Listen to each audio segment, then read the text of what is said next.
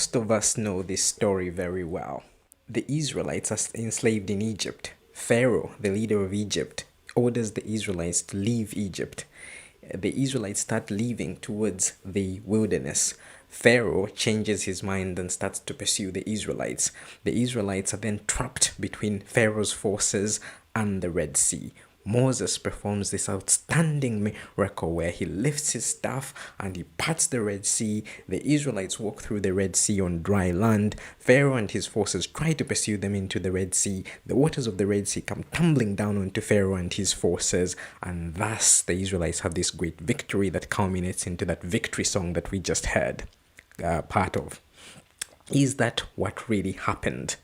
Well, in this video, I will be arguing that this understanding, this conceptualization of what happened at the Exodus is as a result of a massive Bible translation error that Bible translators have covered up for generations. And interestingly and very fascinatingly, the Jehovah's Witness leadership, the governing body, are in on this cover-up. I will be talking about this in more detail after the intro. But you can't do that, said one of the critics. That doesn't bother me. Really? Again? Really? Look at that little enemy of God. Somehow we dilly-and-dally. Takes us years, and we wonder why. What are you waiting for? What is this Bible translation error that has caused people to kind of have a very wrong understanding, what I assume is a wrong understanding of what happened at the actual Exodus? So what I thought is, rather than me trying to explain this, what I thought is I would just show you a clip of an actual Bible scholar explaining what likely may have happened, or what the writers of the Bible had in mind when they were describing these events that we have in the book of Exodus. So I'm going to show you a clip from a lecture by Dr. Christine Hayes, who was giving a lecture on the introduction to the Hebrew Bible at the University of Yale, and I'm going to put a link in the description to this lecture. It's actually a fascinating series of lectures that are open. It's under the Open Yale courses, so anybody can easily access these courses. So let's have a listen. Now, following the last plague, Pharaoh finally allows the Israelites to go into the desert to worship their God. But he quickly changes his mind and he sends his infantry and his chariots in hot pursuit of the Israelites, and they soon find themselves trapped between the Egyptians and something referred to as Yam Suf, meaning Reed Sea. It isn't the Red Sea. That's a mistranslation that occurred very, very early on, so it's led to the notion that they were at the Gulf of Aqaba or somewhere near the actual big ocean water. And some of the Israelites despair, and they want to surrender. Was it for want of graves in Egypt that you brought us to die in the wilderness? What have you done to us, taking us out of Egypt? Is this not the very thing we told you in Egypt, saying, let us be, we will serve the Egyptians, for it's better for us to serve the Egyptians than to die in the wilderness? But Moses rallies them, and then in the moment of crisis, God intervenes on Israel's behalf. And once again, source critics see in the account of the parting of the Reed Sea in Exodus 14 and 15, three different versions of the event that have been interwoven. I have to stress, though, that scholars differ very much on where the seams in the text are, what parts of the story belong to J or E or P. So you'll read very, very different accounts. There's some consensus, but a lot of disagreement. One thing that most people do, in fact, agree on is that the oldest account of the event is a poetic fragment that's found in Exodus 15, verses 1 to 12 in particular. This is often referred to as the Song of the Sea. And here, the image is one of sinking and drowning in the Sea of Reeds. You have a wind that blasts from God's nostrils. The waters stand straight like a wall. And at a second blast, the sea then covers the Egyptians, and they sink like a stone in the majestic waters. The hymn doesn't anywhere refer to people crossing over on dry land. It seems to depict a storm at sea, almost as if the Egyptians are in boats, and a big wind makes a giant wave, and another wind then makes it crash down on them. So they're swamped by these roiling waters. But the name Yam Suf, Reed Sea, implies a more marsh-like setting rather than the open sea. John Collins, who's a professor here at the Divinity School, he points out that this image, particularly in poetic passages, this image of sinking in deep waters, it occurs often in Hebrew poetry. It occurs particularly in the book of Psalms, and where it's a metaphor for distress. In Psalm 69, the psalmist asks God to save him, "For waters have come up to my neck. I sink in deep mire where there is no foothold. I have come into deep waters, and flood sweeps over me." But a few verses later, it's clear that the poet isn't really drowning. This is a metaphor for his difficult situation.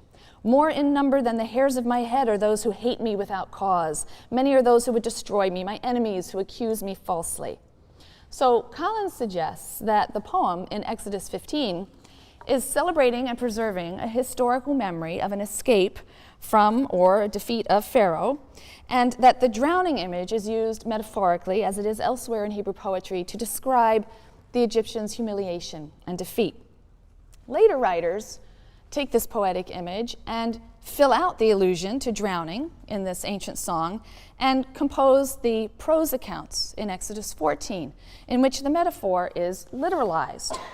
According to these prose accounts now, Pharaoh's army was literally drowned in water.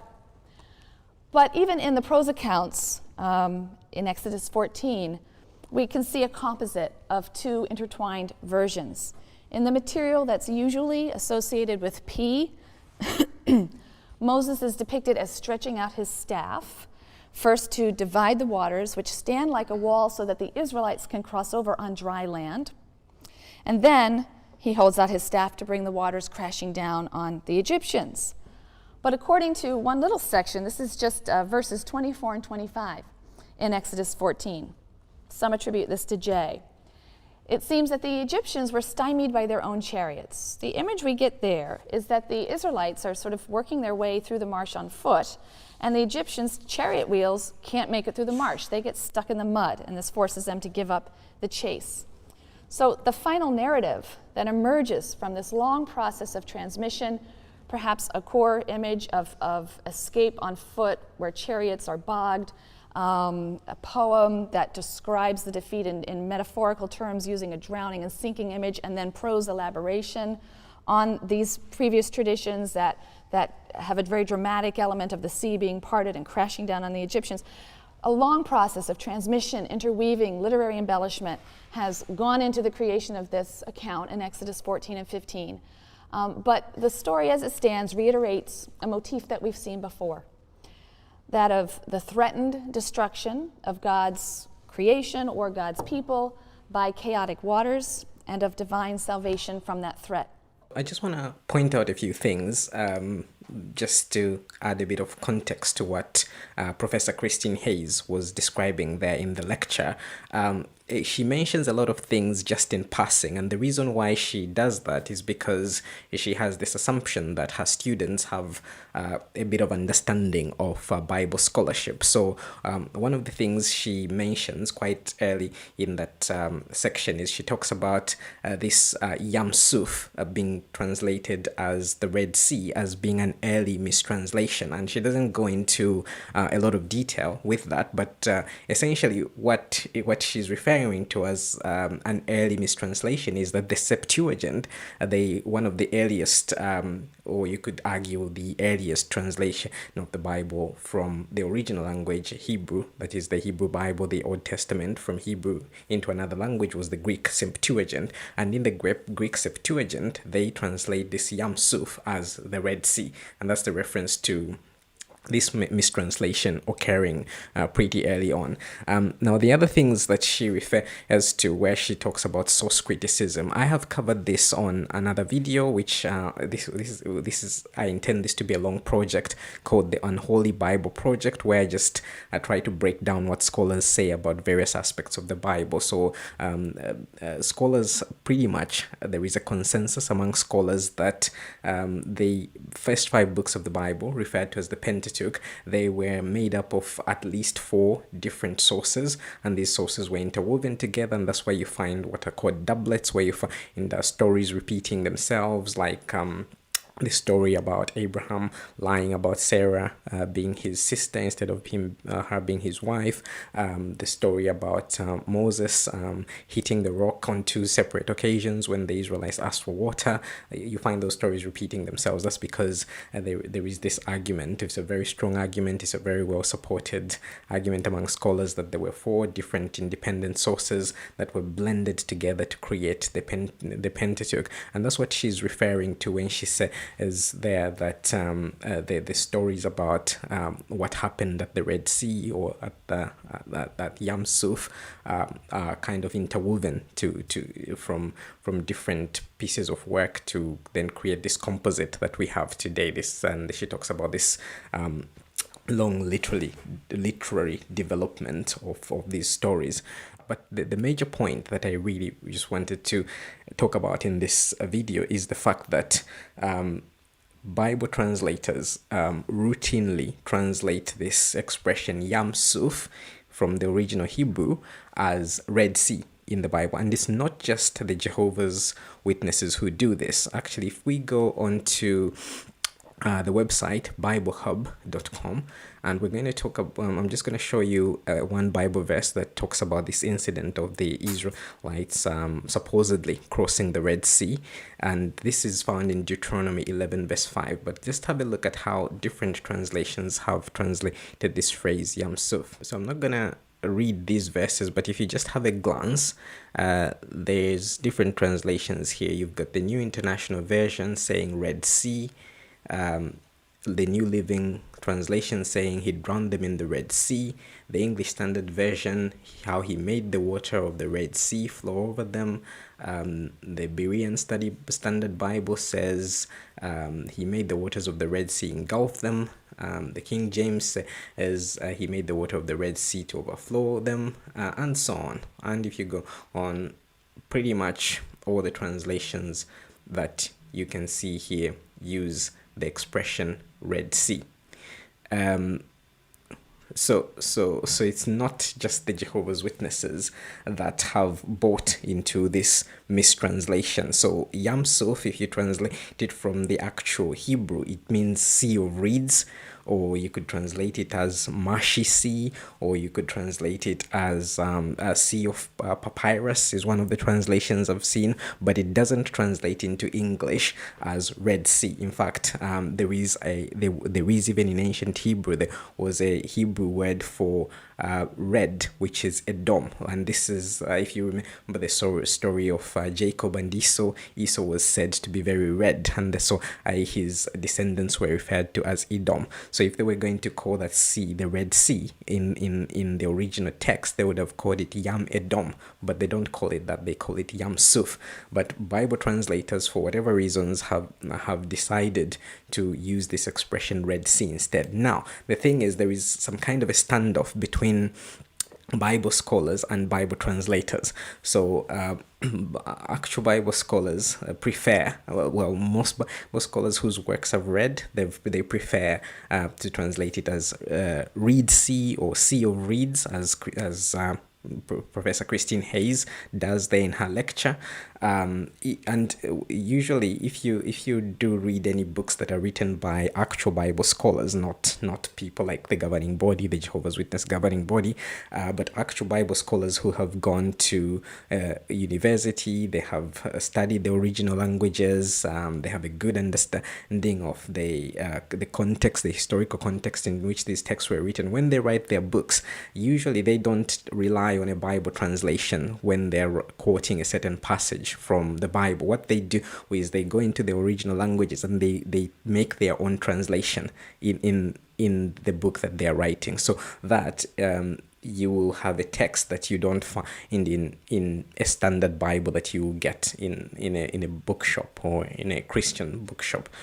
So when scholars write their books, they would, when they're writing about these events and they're trying to quote a passage from the Bible, what I have seen is usually they will just translate it as Sea of Reeds or Reed Sea. They won't use the expression Red Sea. But it is the case that Bible translators continue to use this expression. And one of the explanations, for me anyway, is that it is a much more romantic idea to present this event in the Bible as the Israelites actually crossing a sea, this massive sea being parted, the waters of the ocean being parted, the Israelites walking through them, and then the Egyptians being engulfed by the water once the miracle was made, so that the water goes back to the way it was once all the Israelites have crossed. That is much more exciting. That is much more romantic than talking about crossing some kind of marshy sea, some kind of like a swamp. That is not so exciting. That is not powerful imagery. So I can see why the appeal among Christian writers to use the expression Red Sea, because it just produces this powerful imagery and it makes the miracle seem more powerful. And that's not to say that scholars don't have any input in any Bible translations. Scholars do have an input in Bible translations, but there are other people who are stakeholders in producing Bible translations that would not want this phrase to be replaced. And I'm just going to show you a segment from one of the episodes of one of my favorite podcasts, which is called the Misquoting Jesus podcast. This is a podcast where predominantly Dr. Bart Ehrman, who is an eminent Bible scholar, he is interviewed. He's usually interviewed by Megan Lewis, who is his co-host on that show, but at times he brings in other Bible scholars and he does the interviewing of these Bible scholars. And in this particular episode, I will be showing you a segment in which a Bible scholar who was involved in the production of the New Revised Standard Version Bible, the updated edition, talks about this standoff that occurred between the scholarly team who were doing the actual translation and the commissioners of this project, who were actually Christians, that resulted in what you could call a mistranslation being accepted as the final text into the final text of that edition of the Bible. But a consensus, usually the term consensus means that everybody agrees. And I can't imagine Bible translators, everybody in a room or on a Zoom agreeing. So does it come down to a majority vote?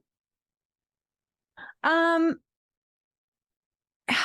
trying to remember an instance when I don't think we ever had a contentious vote about anything. I think we would come to an agreement that for all different sorts of reasons, this is what it had to be. I mean, I guess let me give you an example that I found personally difficult. And I'm speaking for myself. I'm not speaking for the board. I'm speaking for myself. Yeah. As you know, one of the most difficult words to translate in the New Testament is the word doulos and its related terms. So the word doulos means slave. And, those of us who are historians of that era know that a third of the population of the Roman Empire was enslaved. And while enslaved persons had all different kinds of jobs, so one could be, for example, a slave of the imperial household and be quite well off, in fact, better than most people in a given city if you were managing the emperor's accounts in, Aphrodisias or something. Most slaves, probably the vast majority, were not, lived terribly abject circumstances where masters could make decisions about their bodies in all different kinds of ways. Okay, so that's our background as people who work on the New Testament and who've been thinking about this problem of slavery or enslaved persons in the New Testament for a long time. And there's so much really great work on this question. And as you know, this is a particularly live question in the United States, where we have a history of slavery, right? Where and the use of the Bible to defend slavery in our own context. So it's a very difficult question. So what do you do about the translation of this term?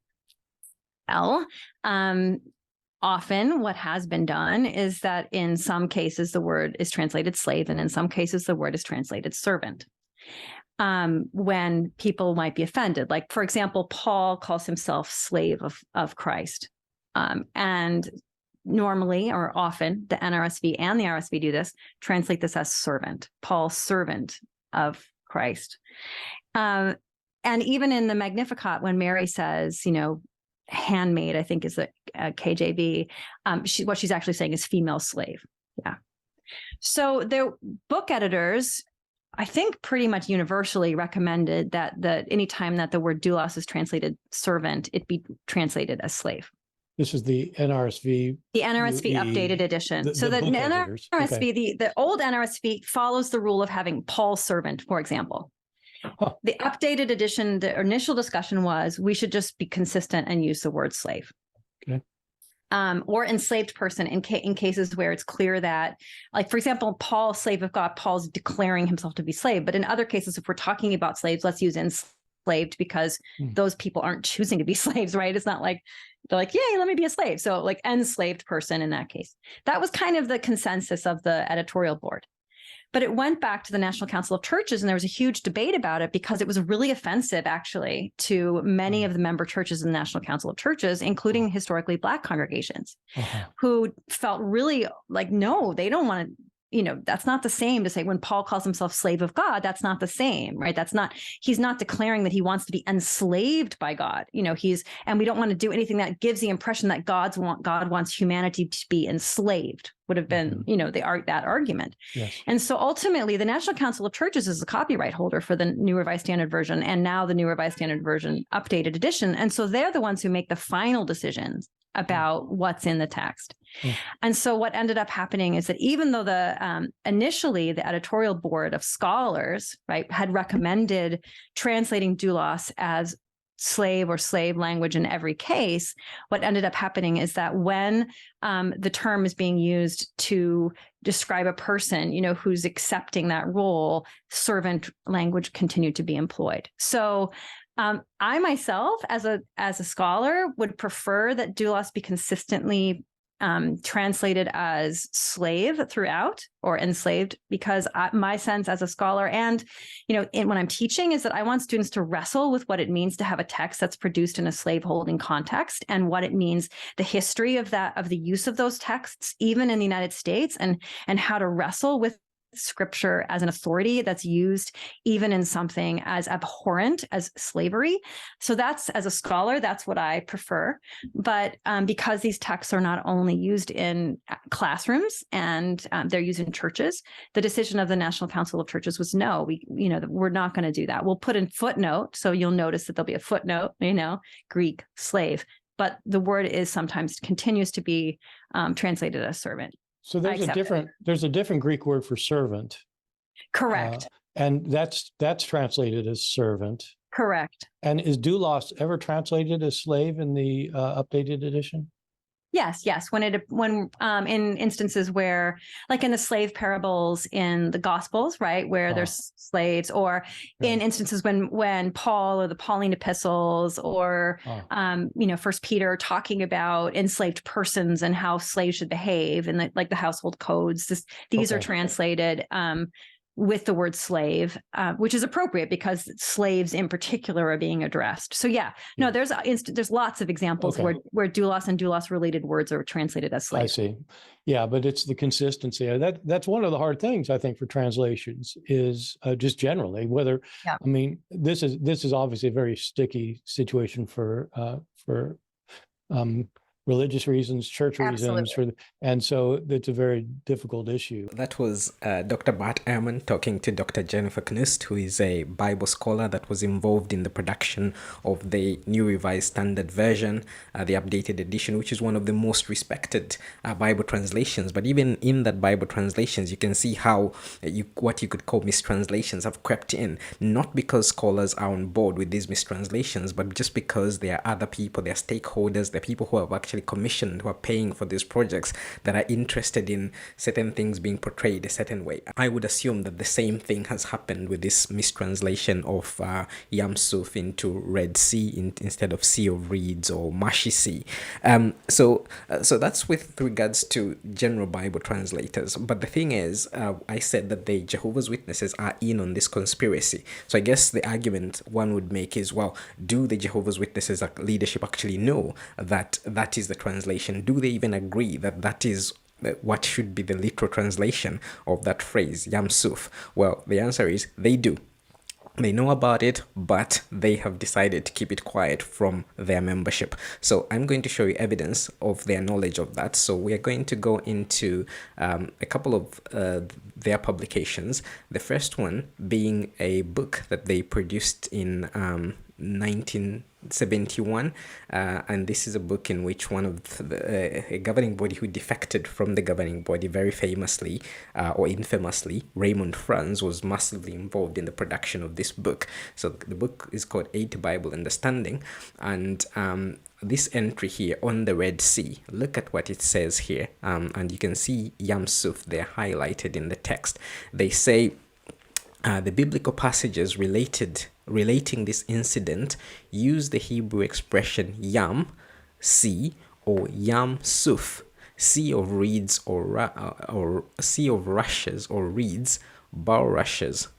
On the basis of the literal meaning of Yam Suf, certain scholars have argued that the Israelites crossed a mere swampy place such as the Bitter Lake region, not the Red Sea.